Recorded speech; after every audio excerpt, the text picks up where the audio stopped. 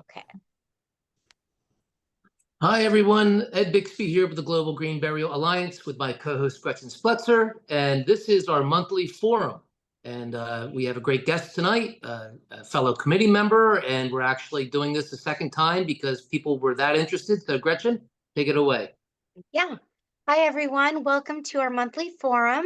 And tonight we are having Walt Patrick of Herland Forest to talk about natural organic reduction. So I am going to read a little introduction about Walt and Herland Forest, and then Walt will tell us all about what he's been up to, and we're going to talk about it. So here's Walt Patrick, president and trustee, is the founding member. And my gosh, being pulled on. Raina. Hold on, you guys. I'm so.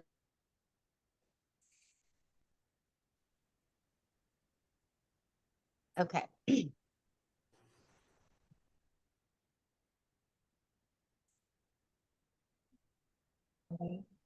Yeah, I see that, but I think she's talking to the dog. Got the dogs out. Sorry about that, guys. Walt is a chemist by, well, let me start over. Walt Patrick is the president and trustee. He is the founding member and senior steward of the Windward Foundation, a chemist by training and a 30-year member of the community. He currently divides his time between transitioning Windward into the next generation of stewards and researching the use of sunlight and woody biomass to create the energy needs of small rural communities. You can find out more about the biomass 2 methanol, biomass2methanol.org is more info on that. Walt has long been interested in novel ways to support land conservation and is drawn to the symmetry of using one's death to preserve living systems. And Herland Forest is managed by Windward Community, which is a 501c3 education and nonprofit, research and nonprofit. Herland is situated at the edge of the Cascadian wilderness on the southern slope of Mount Adams on a plateau carved out by the Klickitat River. The high prairies rise up from the Columbia River in the distance, with Mount Hood standing prominently to the southwest. The landscape is one of rolling hills, seasonal streams, forests decorated with meadow wildflowers. The forest is home to hawks, migratory songbirds, mule deer, coyote, and more. Herland is bordered by the larger Windward woodland, as well as family-owned timber land and rural homesteads. So welcome, Walt. So tell us more about what you're doing at Herland Forest, and welcome to our forum. Well, thank you. Yeah. What we're doing right now is we're getting ready for winter. In the middle of the heat of August, it may seem counterintuitive to be focused on the needs of winter, but this is the time to do it. Yeah. So we just put away 10 tons of hay for the animals for the winter, and are busily stacking firewood into the sheds because, again, winter's going to come. So that's what we're doing right now. Mm-hmm. Also, we just acquired a crusher, a rock crusher from China, and it kind of came as a kit with a directions for assembly in Chinese. So that's been an adventure putting it together. Yeah. But we're on the volcanic slopes of Mount Adams, and 6,000 years ago, when Adam blew up the last time, it sprayed ejecta, which is basically little cannonball-shaped stones all over the area here. And so as we dig graves, we are sorting out these baseball to cannonball-sized stones, and every grave winds up a little pyramid of these sides. So we ordered in a rock crusher from China so we can turn that into gravel for our roads. That's part of the ongoing situation here. getting Can it it actually crush up and make like DG? Yeah, well, 3/4 minus Oh, is the phrase. So that's the gravel that we use to improve the road, because the cemetery is about half a mile off of the county road. And so, and road work is an expensive hobby.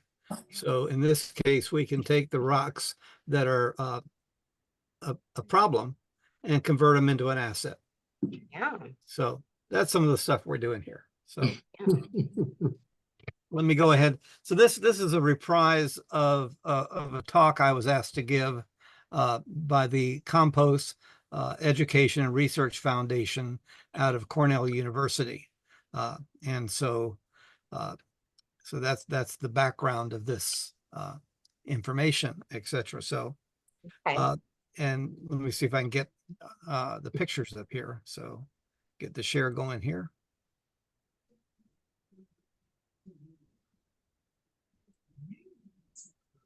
Okay, does that show? Yes. Yep. Okay, good. All right, so this is kind of our theme that, and one of the things we're very concerned about doing is exploring the potential of using human interment to protect the forest. Because right now you can put a conservation easement on a piece of land, but my anxiety is that 20, 50 years down the road, as the forest gets more valuable and land becomes more in demand, that somebody could go to court and get that easement lifted. But once you put bodies into the ground, you transform the nature of the forest. So now it would become a matter of not development, but more along the lines of desecration. So burying in the forest, we feel, is important for a number of reasons. And so that's kind of the theme of what we're doing here. So here we go. Okay, so we're committed to the Windward Foundation's mission statement is to demonstrate how to feed, fuel, and clothe people on marginal land. And so we do that by exploring ancient relationships with sheep and goats and pigs and chickens and rabbits. Those are the 5 animals that are part of our program here. And what you're seeing here is Lily with her 3 babies. Now she's about 12 years old at this point. We're not a farm for the sake of selling anything. We're a farm for the sake of learning. And so if a ewe is a good mother and a good member of the team, then she's welcome to live out her life here. And so let me go back to my notes. I don't want to, yeah. Getting back to my notes here.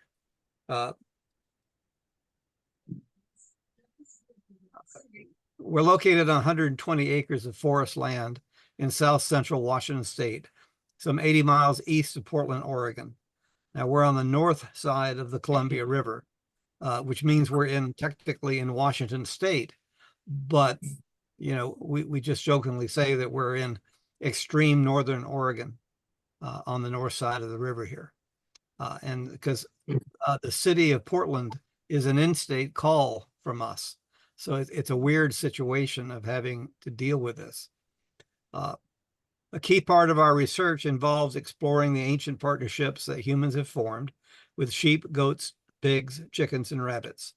These animals are key to creating sustainable systems because they convert things that we don't want to eat, things like grass and bugs and acorns, into things that we do want to eat, things like milk, eggs, and bacon. The animals who show themselves to be good members of the community are welcome to live out their lives here, but death comes to us all. When our senior animals die, we inter them in our permaculture forest. We use a variation of livestock mortality composting, which adds productive trees such as oaks and apples and honey locusts to our permaculture forest. Walt, that was how you got started, was doing the animals, right? Correct. Well, I mean, Mhm. yeah, working with the animals, again, they die. And Mhm. so what are you going to do at that point? Yeah. The whole concept of natural organic reduction evolves out of dead stock processing, composting of dead stock. And so we've been doing that for like 30 years. So it's nothing novel for us. Mhm. As Gretchen mentioned, part of the work that I'm particularly involved in it here is the use and development of woody biomass, which is how to work with self-replicating solar collectors is the vision of what we're working with.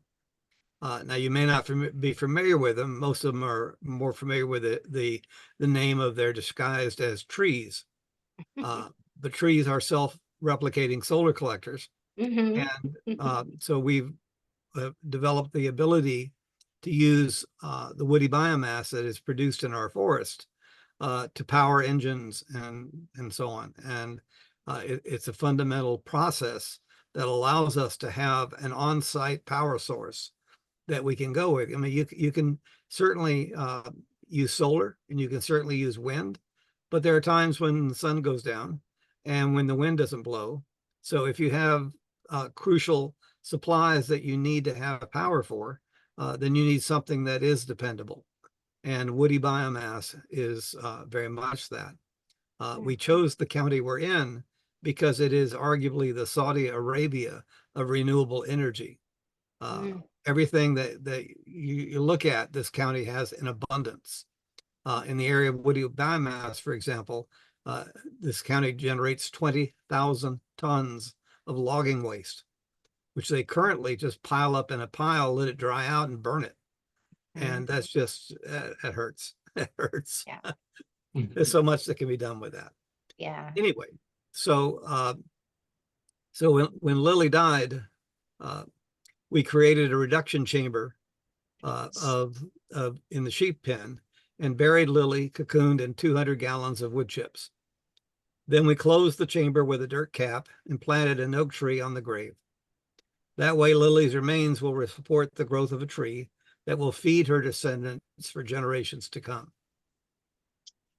This is a variance of a practice developed by Native Americans in which they would bury a fish and then plant corn, beans, and squash, known as the Three Sisters, on top of the mound. The decomposing fish would then fertilize the plants that would in turn feed the tribe. The Sacagawea dollar shows her planting the Three Sisters. Mhm. In Washington state, a person is not allowed to be buried on their own land. They have to be buried in a licensed cemetery. So in 2010, we began the process of licensing 20 acres of our forest as a natural burial cemetery for our community. By 2014, we were using what we learned interring large mammals to offer enhanced natural burial interments to people. Our goal was to demonstrate how to use the interment of human remains to protect forest land from clear cutting. In 2019, the Washington legislature authorized the natural organic reduction of human remains. By then, we had already been working with the cemetery board for 5 years. So it was a simple matter to adapt what we were already doing to create an above ground option. Here you can see our 5 cradles that we're operating at this point. In July of 2020, Washington granted Herland Forest the very first license to operate a natural organic reduction facility. And I was the first person licensed to perform natural organic reduction. We performed the first license reduction in late 2020, and since then have done dozens of above ground reductions. Getting licensed was an interesting challenge because nobody had done it before.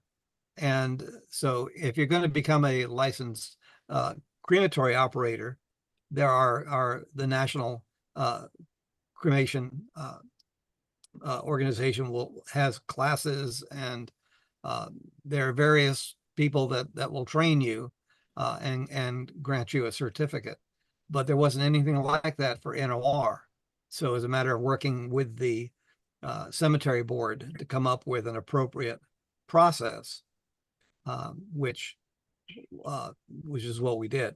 And it was interesting. And because a lot of the legal issues that go with NOR are no different than for cremation, about how to preserve the integrity of the remains so they're not mixed with someone else's cremains. So logging things into that nature. And so it was straightforward. About 10% is different with NOR compared to cremation, but most of it is straightforward. Wow. We call our NOR units cradles because we rock them back and forth by hand on a 20-foot long rack. They're insulated so that the reduction process can continue year round. To get it started in winter, we use hydroelectric power to warm up the interior of the cradles to body temperature. During the COVID lockdowns, we kept busy constructing cradle and rack components. I don't know if you can see in the picture here, the cradles are mounted on 20-foot long racks, and then they roll back and forth. You see the round ends on the cradles that allow, like a spool of yarn, they allow the cradles to move back and forth so that they can be tumbled. And our whole goal on this is to do this as human involvement as we can, rather than bringing in heavy equipment to do this stuff.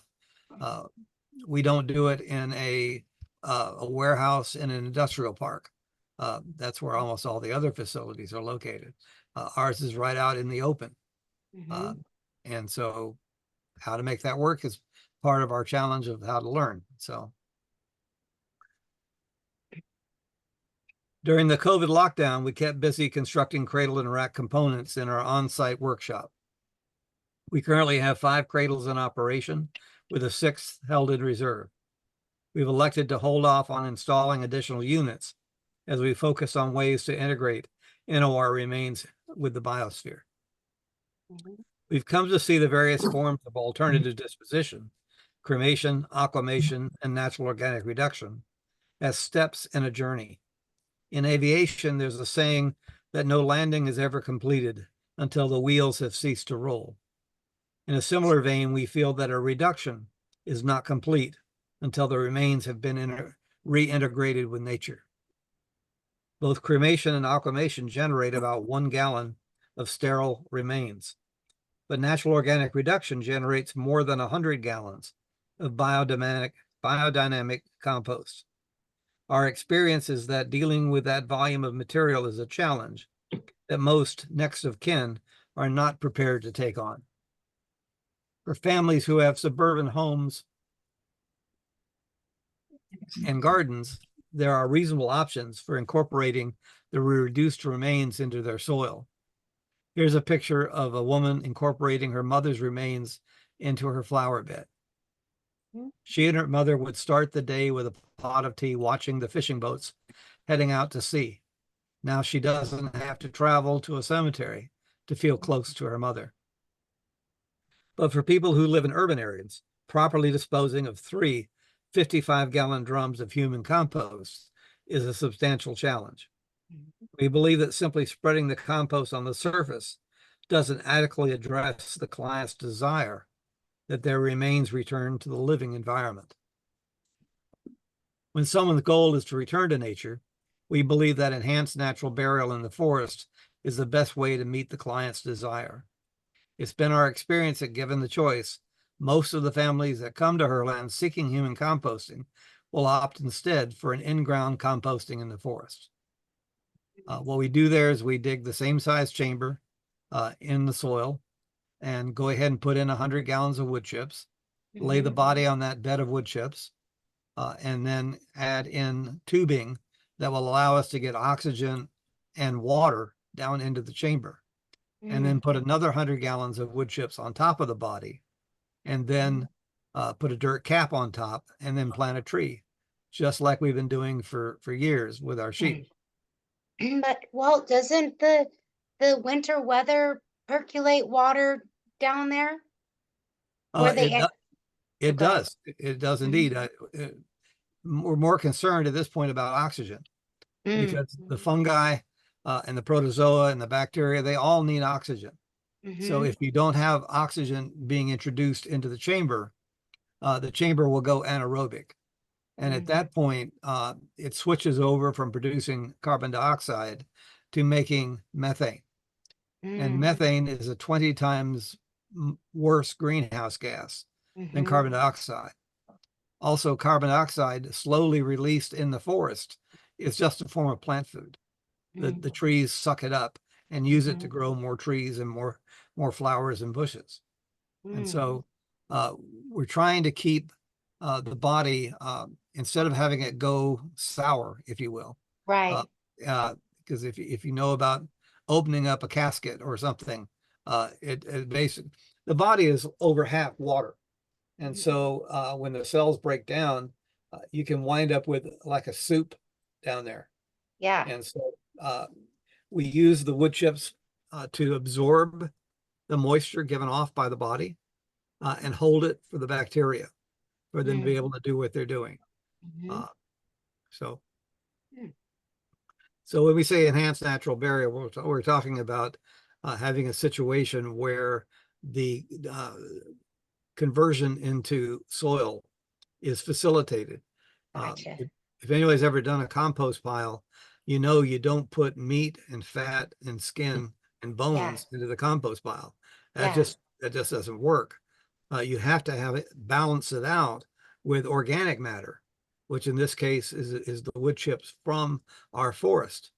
And the trick there is that the wood chips contain the spores of the fungus that live in our forest.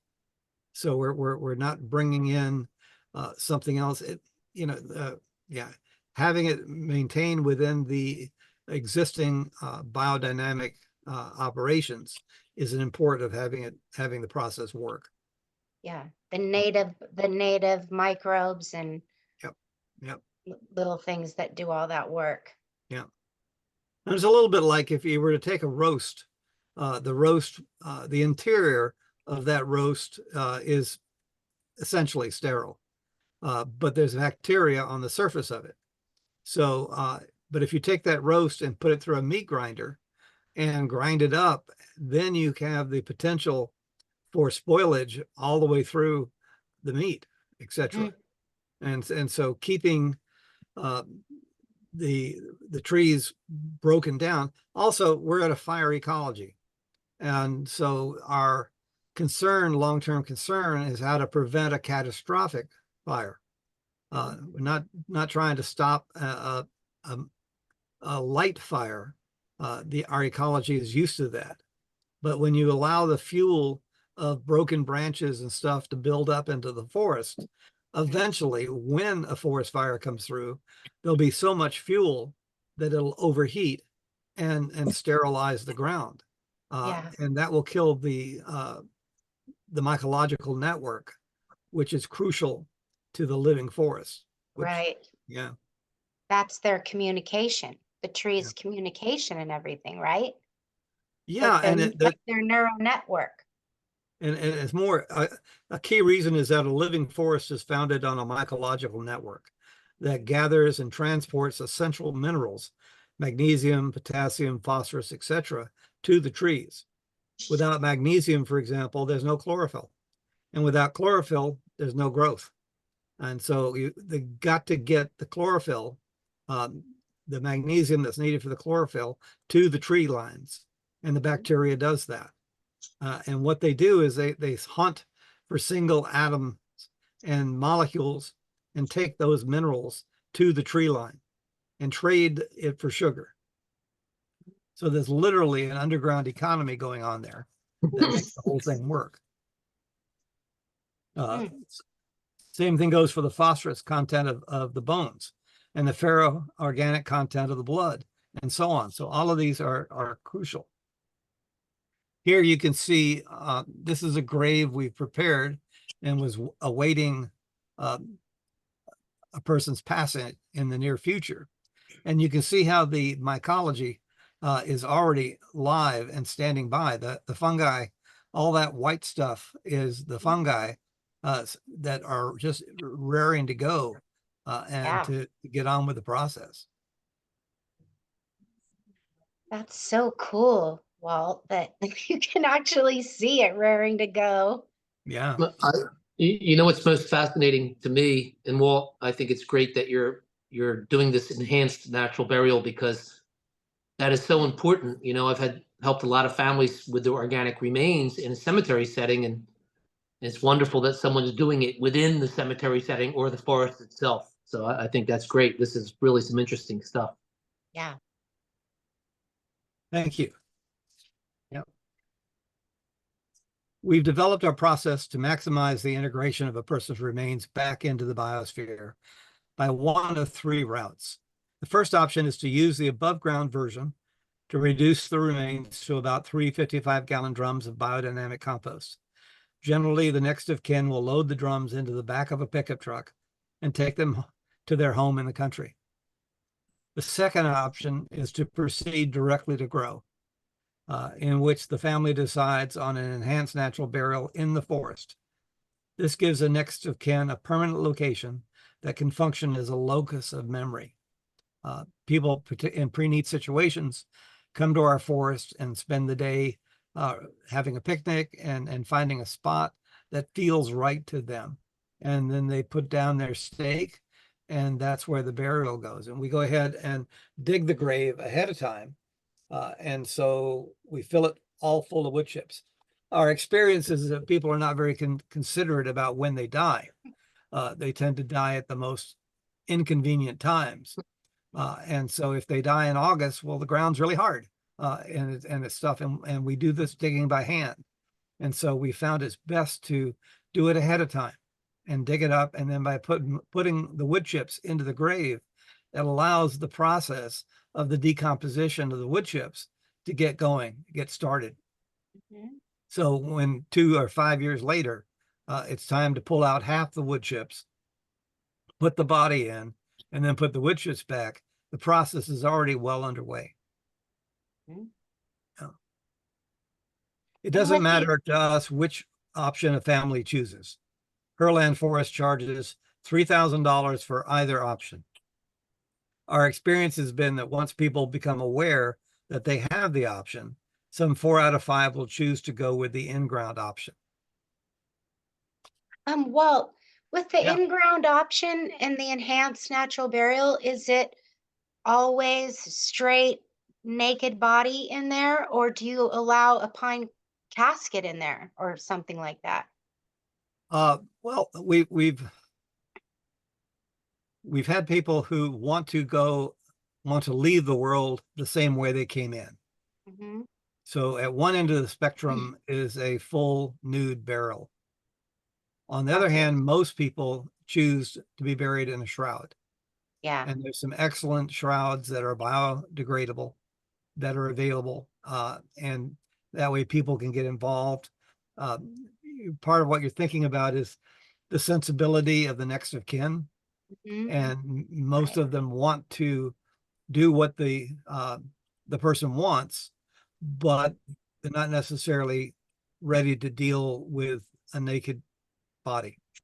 So, Totally. yeah, so Totally. the Yeah. most common thing is to simply go to Walmart and get a cotton sheet and Hmm. then wrap the body in a sheet, and we go from there. But we're not obsessive about this. Yeah. We It was a case about 3 years ago where someone died of MARS, multiple antibiotic resistant staphylococcus. And the body came to us in the plastic bag that the bodies are produced out of the hospital inside a cardboard box. And we reached out to the Green Burial Council to get a dispensation to go ahead and bury the body, plastic bag and all, because we did not want to risk anybody's health by Mhm. opening up that exposing anybody to the Yeah. MARS bacteria, etc. So those are the two ends, going from a nude burial all the way to a burial that's designed to protect the health of everybody involved. Yes, yes. Yeah. Mhm. Dying ain't no way to make a living. So we want to protect everybody's welfare. Yeah, yes. There's also a hybrid option in which the next of kin take however much compost they're comfortable working with, usually about 5 gallons. They then leave the remainder in the Herland Forest to be buried in what we call a tree grave. This gives the family a dedicated spot in the forest that they can return to and visit, along with the ability to plant some memorial roses in their yard. As to the future of natural organic reduction, I think the Pacific Northwest will continue to point the way. Currently, cremation accounts for around 80% of dispositions in the Pacific Northwest, and that rate is growing. I'm hearing credible estimates that the rate of cremation in Washington state will reach 90% by the end of this decade. Wow. Said another way, an 80% cremation rate means that all other forms of disposition will account for only 20%.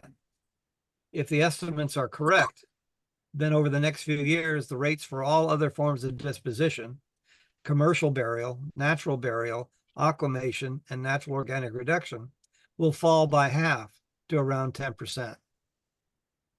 Oh my God, we can't let that happen. We got a Well, lot of education to do. it's going to be an uphill climb because of the economics. Yeah. This suggests that all forms of disposition other than cremation are going to be competing for a vanishingly small share of the death care market. The current wholesale cost of a cremation in Portland is $210. In Seattle, the base retail cost for a cremation package is $720.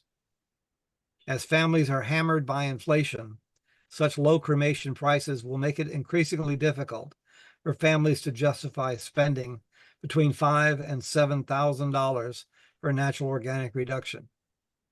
Part of why we charge $3,000. Yeah. So more than 200 people have chosen to become part of the Herland Forest. As Herland's guardians, they're using their final remains to guard the life of this remarkable part of the Cascadian wilderness. In the words of George Fox's song, No Trespassing, he says, build those backyards somewhere else, because here I stand. There's no trespassing on this land. So that's kind of our theme song for the cemetery. And that was part of the spur of getting this thing started in that direction. So, Yeah. Really questions? interesting. Yeah. Walt, you put together really a great presentation. And I mean, so much so that because I think the biggest obstacle we have here is the understanding of the process itself. So you've done a great job, and I'm sure people here have a lot of good questions for you. But thank you very much. Thank you. Yeah. It's, well, isn't it amazing since you started doing this, the first one, how many other people are trying to do it now? I mean, I don't see that. There are so you've got Recompose and Return Home and Earth Funeral in Seattle area. You've got one facility in Colorado, and that's it. And so the bottom line is that there's not a lot of profit in this form of operation. It's labor intensive, takes up a lot of space. I mean, because one of the values of cremation is that you're in and out in a couple hours. You can crank it up and get it through. You can have 5 cremations in a retort in a given day. Whereas you're going to tie up a vessel for at least 2 months. So it's a matter of how many clients can you serve in a given facility, and away it goes. So, but it's interesting that a lot of the people end up choosing the enhanced in-ground burial anyways, like once they learn about both things.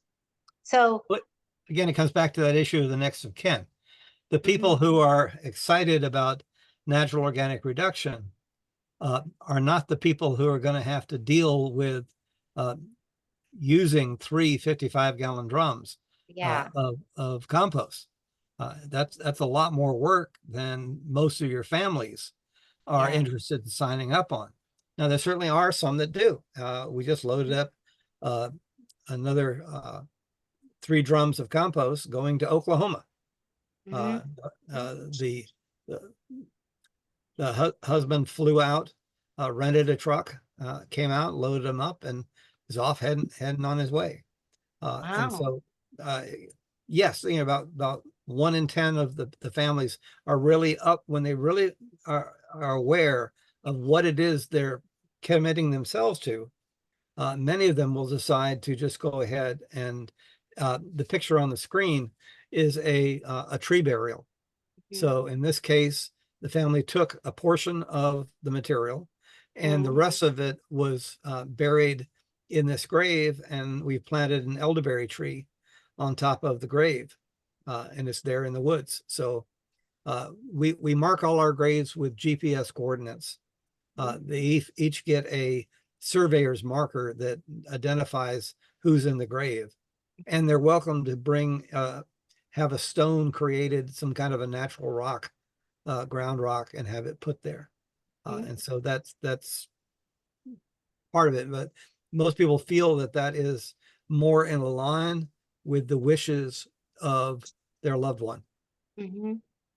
So And you know what I appreciate too, Walt, is that there's so many people who really are fascinated with this, and they don't really truly understand all the hard work that does go into it, in particular doing it the way you're doing it. And I think, showing everyone here what goes into this, and you hit the nail on the head when you said it, profit wise, it's you don't see them everywhere because you never will. There's a lot of working components, but thankfully there are people like yourself who can actually offer this and do it in a way that it's affordable and people can still get what they want. And that enhanced natural burial portion, like Gretchen had mentioned, I feel like that's really a very important part of this conversation tonight. That's something very different and something that I think a lot of the people that I've spoken to over the years would have great interest in, after they've learned about the process itself. Yeah, well, I'm curious because I've always just assumed that a green burial or natural burial without being enhanced, it composted, but I guess there's a possibility it could sour in there, depending on where the burial was happening at. it's got to have the organic matter to make it happen. Because Hmm. again, you're dealing just like a backyard compost. You have to be careful what you put in the compost pile, or else the whole thing can go sour. Hmm. Hmm. And Very, if it very interesting. if it goes sour, like eventually eventually it must break down over years and years, right? Right. Finally. Yeah. But it doesn't happen nice and it's not supported like you're doing it with the forest It's biome and stuff. not going to happen in 30 days. Yeah. NOR was sold to people that the process will produce something that's indistinguishable from soil in 30 days. Yeah. And that's just not the way it is. Yeah. Right. And I remember from our last forum, when you get done with this process, you still have to crush the bones, right? Well, the Or bones are a process. yeah, they And process, burn them or something, and then crush them, right? we calcine them, which Okay. is the traditional way of dealing with the bones. Uh, when so in the Middle Ages, in October, you would have a butchering. People would have to decide how many animals they were going to carry over the winter to be the animals for next year. And so the ones that you were not going to carry over, you butchered in October. You're basically waiting until the flies die. And Mm-hmm. then you go ahead and butcher the animals and take the meat off the bones to make sausages and Wiener Schnitzel and various other stuff. But then you wind up with this big pile of bones. And so then you add firewood on top of the bone pile and have a bone fire. And that way the calcium or the calcium phosphate and the collagen in the bones are broken down so that they're bioavailable for your garden without phosphorus fertilizer. When you put commercial fertilizer on your garden, it has 3 numbers on it. And one of those numbers is the phosphorus content. And without that phosphorus, your garden's going to be in trouble. Right. And so the That's- phosphorus traditionally was gotten from bones, which they would have a big bone fire and cook it down. But the challenge there is the ash at that point is highly alkaline. So if you spread it out broadly, that helps sweeten the soil, raises the pH. But if you put it in a pile, then it becomes highly alkaline and plants can't grow there because plants are subject to the pH of the soil to be able to do their magic. And so what we do is we go ahead and calcine the bones and then run them through a hammer mill so that they're brought down to almost like about the size of rock salt, etc. Little pieces like that we then treat with apple cider vinegar. And so that's how we neutralize the alkalinity so that they won't burn the baby roots of the plants. And then go ahead and mix that in with the wood chips in the soil so that the minerals are in the soil that the fungi can get and take to the tree. I wonder if the other NOR companies, they probably don't do it that way, but are they allowed to have little bits of bone in the soil at all? Do you know? My understanding is that I can't deliver anything that's identifiable as a human bone. That's what I thought. Yeah. Yeah. Some people say, well, can I get a femur or something? No, no, Yeah. it doesn't work that way. Yeah. So interesting. I find all of this after death taking care of things interesting. Totally. And the science behind this is incredible. And I mean, of course, someone like yourself, Walt, you've got so much knowledge, and you really are educating us and the viewers. And I think that's a wonderful thing. But, stewarding the forest and all the things that you're doing, really ultimately doing it all so that you're protecting, the new life that you're creating, I think is the most important part of this message. I think that's really great to be a good steward. And be sure that it's working correctly. And part of the issue is that firmly believe that getting back to the basics. There's nothing more transformative than a working model of a better way. And so all the talk in the world, as you say, most people don't know the science and don't have any hands-on situation. So what they need is working models of a better way, which is what we're focused on doing here, rather than pushing to increase volume of business. We're a nonprofit. In the last, about a year ago, we got our recognition from the IRS as a 501c13.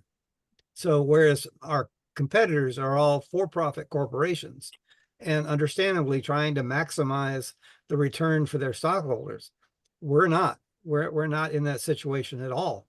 We've been here caring for this land for 30 years, and the land's all paid for, and it's in perpetuity and stuff. Our biggest concern right now is the next generation. If you go to our website, right there in the center of the website, there's a recruit on our internship, and inviting people to consider interning in a nonprofit community, death care community. It's a little bit like, I don't know if y'all have seen the show called Call the Midwife.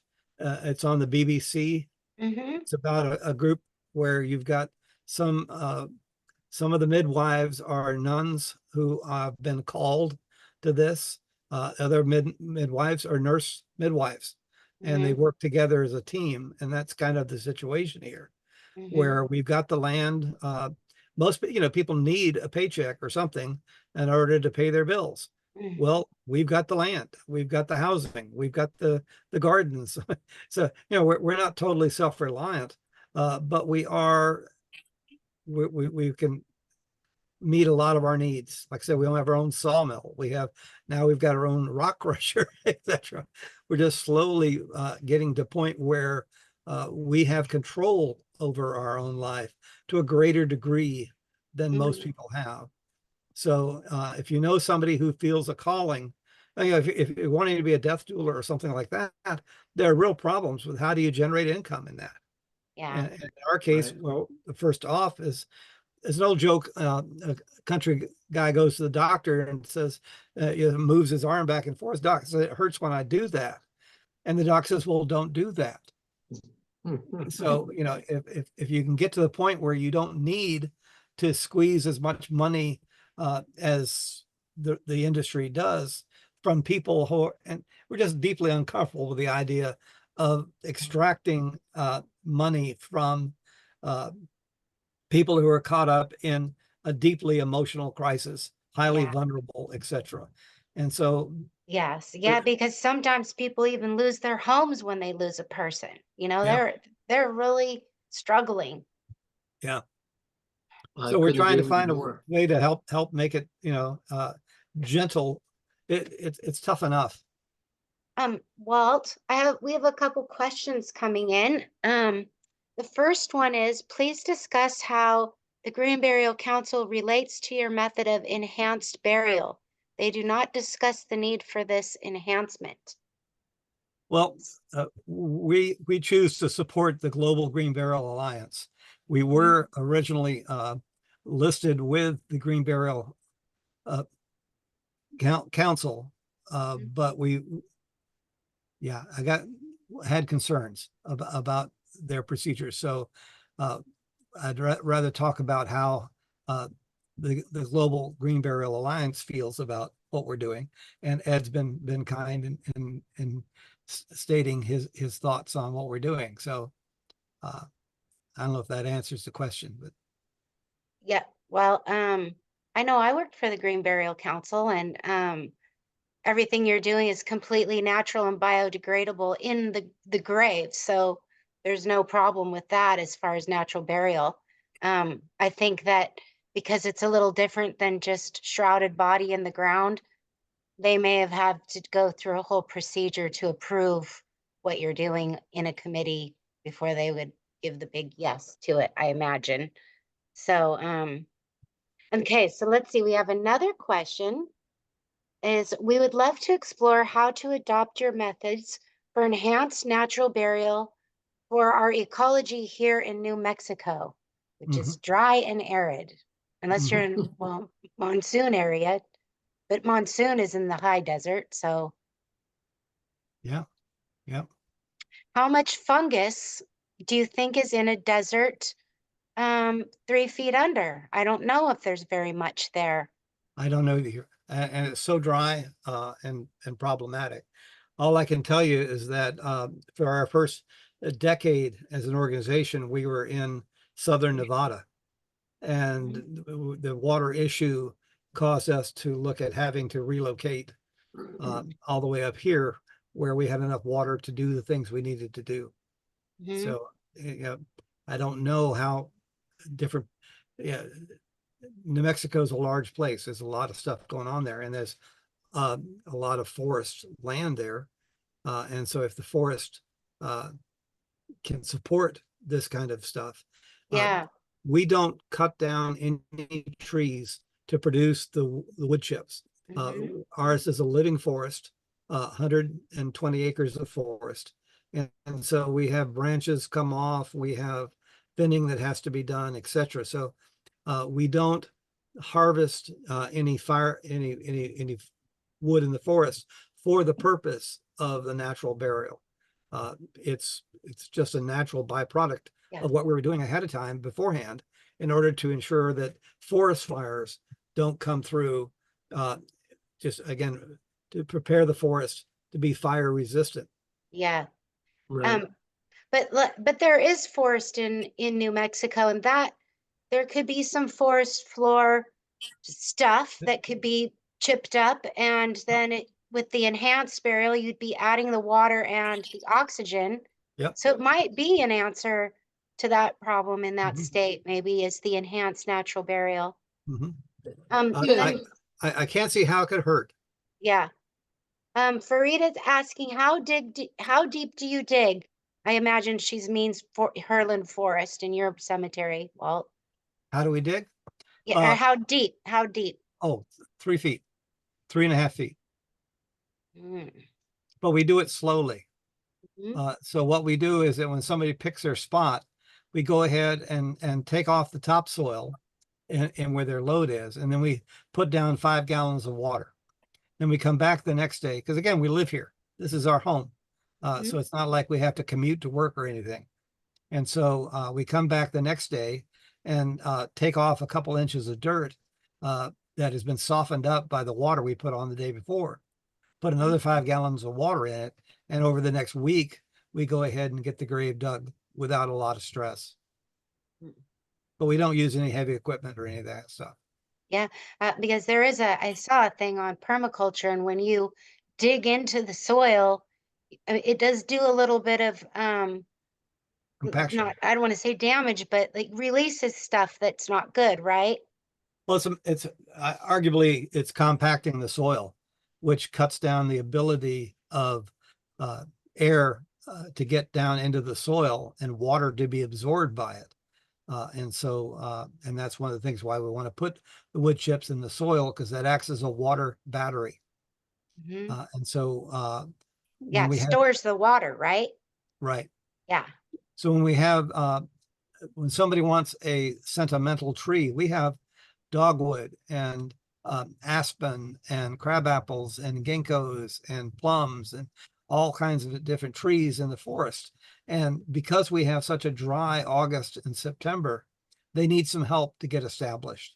Mhm. And so having the tubes into the grave allows me to come around with my little tanker and drop off 50 gallons of water under the tree, which Mhm. helps induce the tree to bring its roots down into the water battery and go after that water, and thereby develop a root system, because it's the root system that is crucial to that survival of that tree.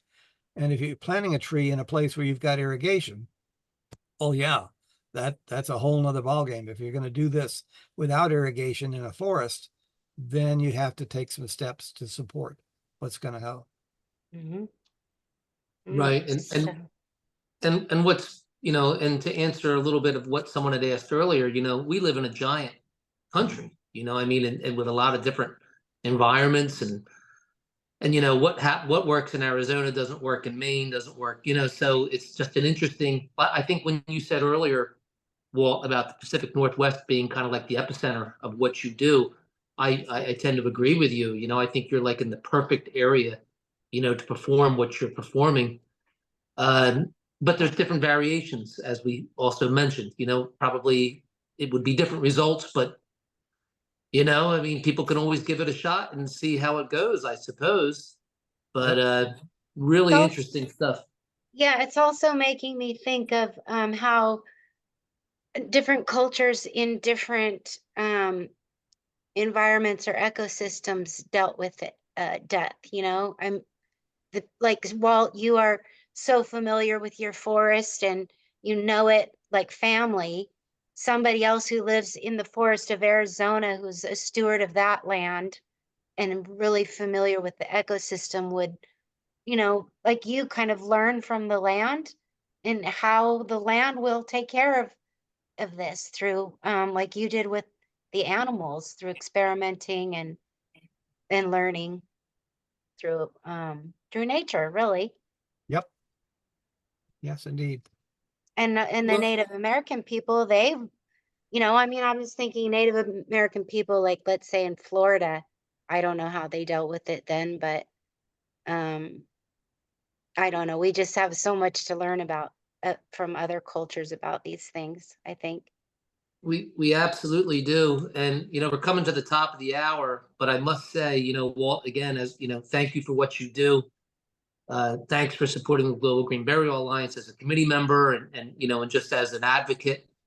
And this is how people learn, and this is most interesting. I mean, anyone who has interest in natural organic reduction really have done themselves a big favor, by listening to this and looking at it. And the big picture, ultimately, I think what I've taken from this tonight is the idea that, stewarding the land, stewarding the plant life and all the things that you're doing, and understanding that's the biggest message that I see.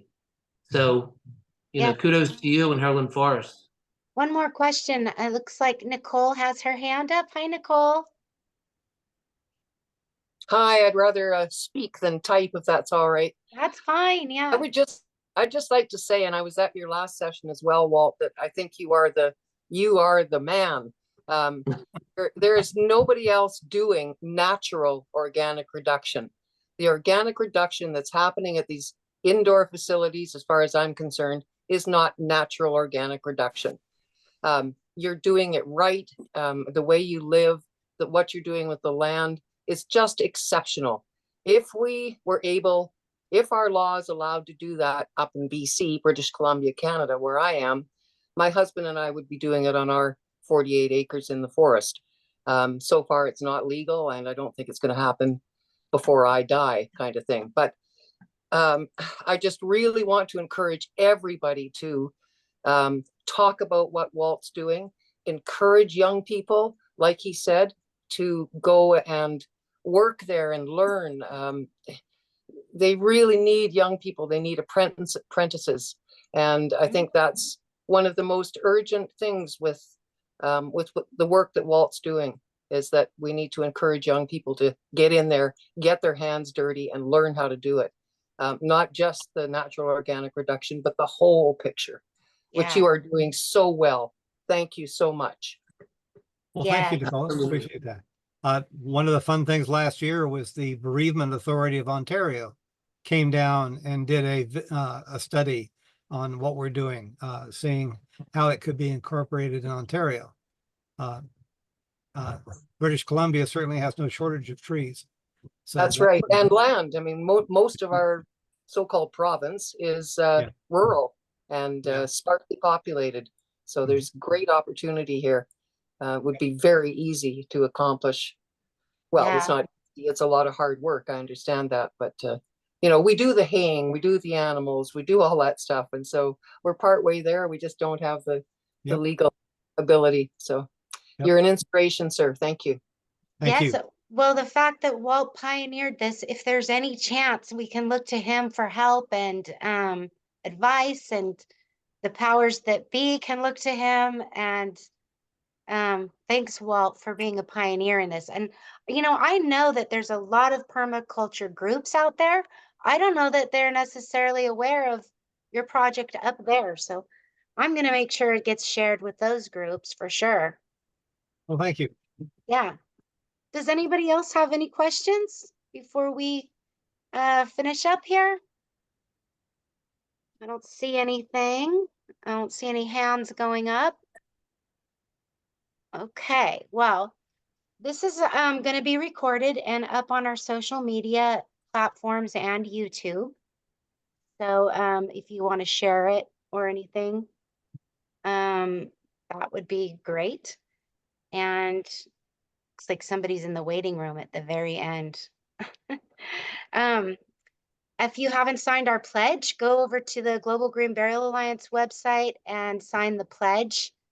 If you know anybody who's interested in cemeteries, natural burial, permaculture, make sure they get their hands on this video and check out Walt's website. Let's see. Next week? Okay. I think that's it. Anything else from you, Ed? No, that's it. Thank you, Walt. It's much appreciated. And this encore presentation couldn't have gone better. So thanks again, and see everybody at the next forum.